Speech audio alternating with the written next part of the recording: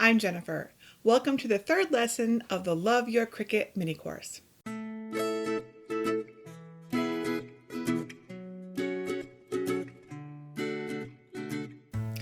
Today, I want to go into more depth on the accessories for your Cricut, namely the various mats, blades, pens, the scoring stylus, and even those tools that don't connect to your machine, like weeding tools and the quilling tool. Now, some come with your Cricut, some you have to purchase separately, but a good understanding of these accessories and tools goes a long way toward making what you love with your Cricut. So, Cricut Mats. Let's begin with Cricut Mats. So, there are currently four different types of mats. There is the blue light grip mat. This is the blue light grip mat. The green standard grip mat. The purple strong grip mat, and the pink fabric grip mat, which is used for the Cricut Maker when you're holding down non-bonded fabric. Now, the green standard grip mat is my personal go-to mat for most paper and vinyl projects. I do use the blue light grip mat for very lightweight materials such as copy paper and vellum. I very rarely use the strong grip mat, but when I do, it's for thick materials like leather and cardboard. And I use the pink fabric grip mat when I'm cutting fabric on my maker. Now, the normal size of these mats is 12 by 12, but you can get a big 12 by 24 mat, which is useful for larger projects. Both the Explorer and the Maker can use this larger mat size. But you might see another size in the store like 6 by 12. Don't buy it. It won't work with your Explorer or your Maker. You need 12 by 12 or 12 by 24. Now, the mats all have an adhesive on them to keep your material in place while it cuts. The more you use your mat, the less sticky this adhesive gets. Your best bet to keeping your mats clean is to use the protective cover that when it's not in use. Make sure you're always using this. But you can also use a lint roller to get off little bits of paper that collect on it over time.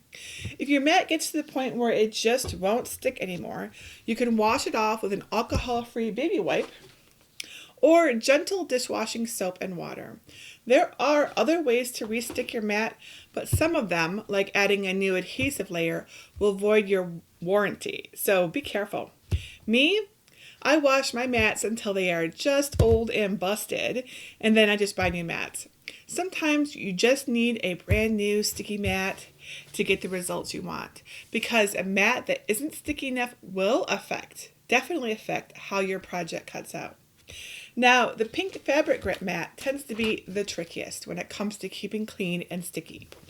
First, my advice is to be really careful about scraping fabric bits and threads off.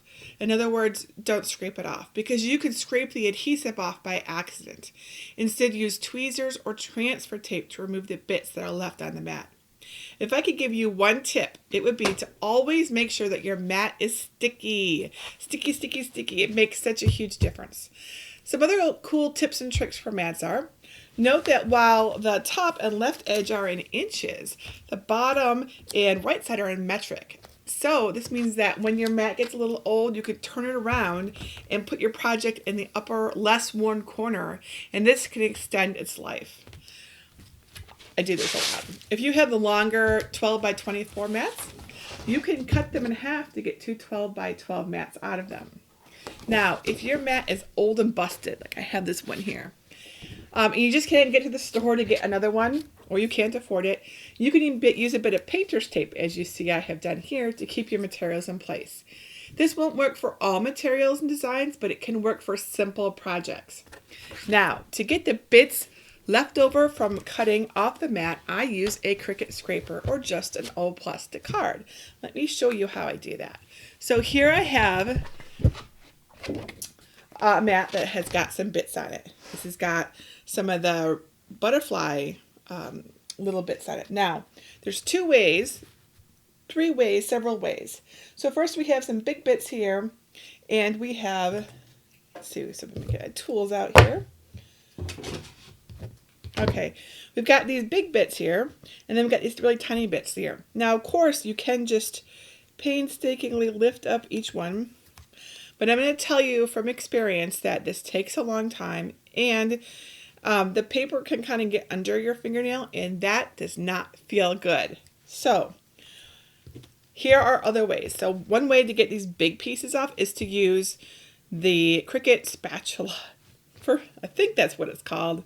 And it works just like a spatula would. You just take it and you just move it under, and voila. So save your finger, save yourself some pain, and this is really good for all these really big pieces. This is also a good way to get pieces off your mat that are larger and didn't just come off on their own, but they're part of your projects. This is all the leftover right here. We don't care what it looks like, but we do care if it's our actual project, because we don't want to accidentally bend it or anything. So this spatula is really awesome for taking the large bits off without, curling them, which happens if I just go like this and I pull up on it, and it's a particularly sticky mat. This is what happens. Okay, so in this case, it actually folded. Usually it just curls. We don't want that. Okay, so another way is to scrape it off. So there's two ways that we can scrape it off. We can use a Cricut scraper. This is the regular size one, and this is the large one. Or if you don't have one of those, or are just wherever, let's say you left your scraper on the other side of the room, which I do all the time, and you still need to get things off, and you don't want to get up. You can use an old store loyalty card. This is a hotel card. Whatever, plastic with a good straight edge. So all you do is just like we would expect, you scrape it off. So you just take this and you just scrape, and you just scrape it all right to the edge, and it goes pretty quickly actually. So if you have a big project, you'll want to use the big scraper, and because it can do a larger area.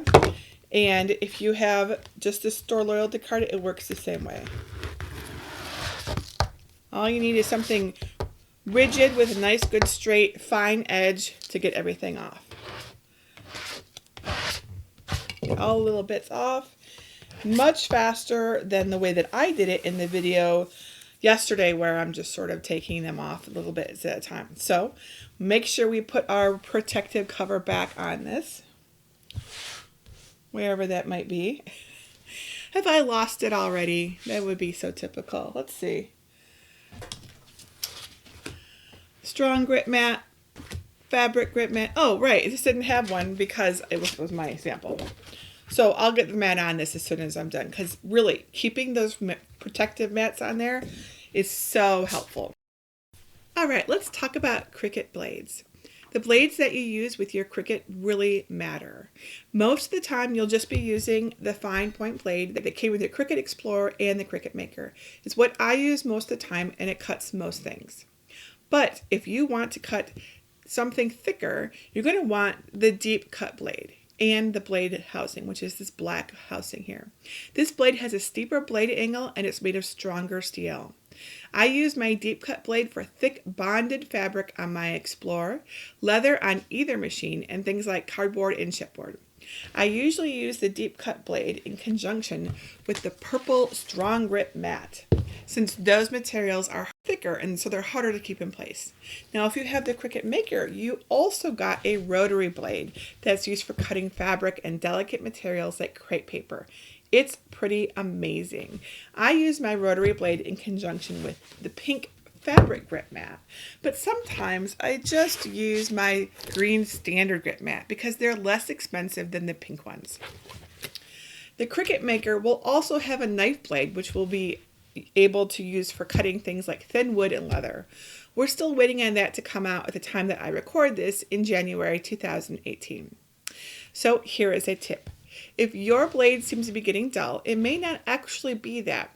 Check to make sure that there's not a bit of paper or vinyl or whatever material you're cutting trapped near the point of the blade. At the very tip here of the blade, there's this plunger. If you push this down, you can see that the knife comes out, so be careful, this is sharp, and you can then check to see if there's anything trapped in there. If that still doesn't make a difference, make sure you're using a sticky mat and have the right material settings.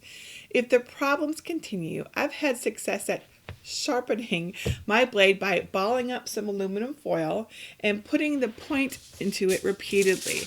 Let me show you how to do that. So here we got some aluminum foil. I'll ball this up. This is the way I do it. And then I depress the plunger on the blade. Be very careful. You don't want to poke yourself. And I just do this. I basically poke the aluminum ball over and over.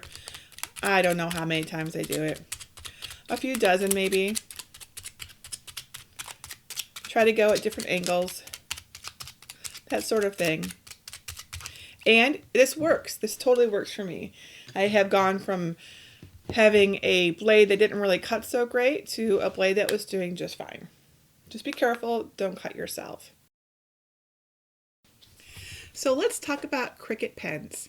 The pens are great for writing on cards and addressing envelopes. And I also use the fabric marking pen when I am cutting fabric on my Cricut Maker. This is really helpful when I want to mark the fabric. Everyone gets at least one pen with their Cricut, and you can buy more at the store. So tip, store your pens tip down in your accessory tray to keep the ink ready to flow. And did you know that you can use pens other than the Cricut pen in your Cricut Explorer or Maker? For example, this big round stick, these big round sticks here fit in the holder perfectly. I can also put in the Crayola fine line markers, the Staedtler tri-tip fine liners. I can even put in a Bic pencil. Let me show you. So this is the accessory. We open that blade, that accessory clamp up, and you put it in. Remember to hold the bottom. Hold the bottom while you put it in. Sometimes they click, sometimes they don't. Oops, that one just popped up. There we go. And let me show you what it looks like. So here at the top we have, this is the Bic round stick at the very top here. Then we have the Crayola fine line marker in red. And then this is the Bic pencil. It's a mechanical pencil. And the Staedtler Tri Plus fine liners. And these are the ones that I had around my house. So there's a number of other ones that you can use. It might be a case of trial and error. Now, when you use a Crayola marker, you want to be careful because these can actually go all the way down to the bottom. And you don't want to do that because it marks up your machine, right?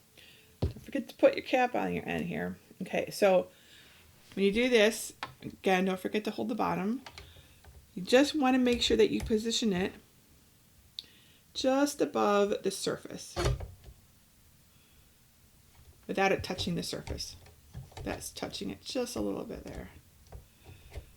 Like that. There we go. And then it will write perfectly. If you haven't touched the surface, you'll end up damaging your marker, and you might also end up, putting what's essentially a score line in your paper, which you probably don't want. There we go. Awesome. Now let's talk about Cricut tools. There are a lot of tools that you can buy for your Cricut. Some are really useful and some are less so. The ones that I recommend you get, the ones I personally use all the time, are the scraper and the scoring stylus. The scraper is great for getting off all the bits of paper on your mats. Remember to use it for the blue, green, and purple mats, but not the pink mat. I have both a regular small size one and a big scraper. And if you don't want to buy one, you can use a store loyalty card. Now the scoring stylus is used in your accessory clamp, and it's used to put score lines in paper projects. I use my scoring stylus all the time because I love paper crafts. And if you plan to make the designs on my blog, you're going to want to get the scoring stylus because I often include score lines in my projects. Other Cricut tools I like to use are the quilling tool. This has a small slot in one end that you can put paper in and roll it up. And I use it to make things like my rolled paper flowers. The weeding tools are really useful for cutting vinyl. You can use these tools to get bits of vinyl out from your design, as unlike with paper, vinyl has a backing and the bits do not come out on their own. And there's the spatula that I use for getting off big big bits of paper on my mats. There are many other Cricut tools that you can get, but these are the ones that I mostly use and recommend. If you could get just one tool, I would recommend that you get the scoring stylus. I think it makes the biggest difference. In my next video, I will talk about how you can store all of these tools and materials, your mats, your pens, everything, because you're going to collect them more and more as you use your Cricut. Now I have a class exercise. Download my cutting mat chart and put it near your Cricut. It's going to help you choose the best mat every time for every project you do. Until we talk again in our next video, I wish you happy cricketing, and please come by our Facebook group if you have any questions at all. And remember, we love to see your Cricuts and we love to see your projects. Bye-bye.